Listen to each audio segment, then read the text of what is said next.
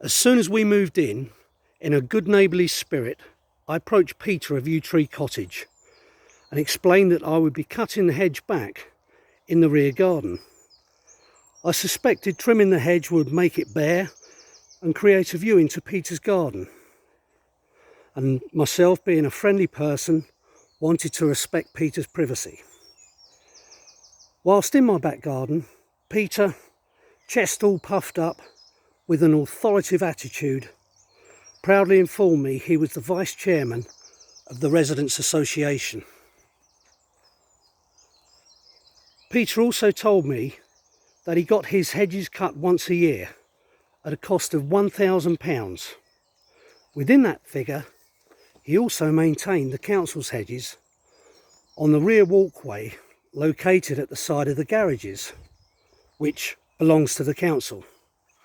And Helen, the previous resident, 5 Godwins Field, had agreed to pay Peter 8%,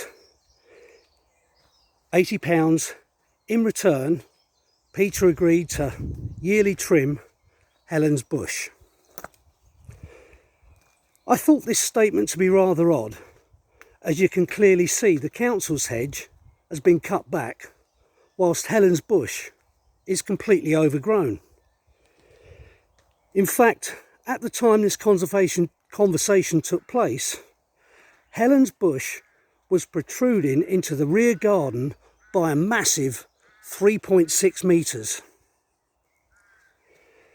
This is a small garden, being only 10 metres wide, and the overgrown hedge, which takes up over a third of the garden, makes access to both the garage walkway and the garden shed totally impossible.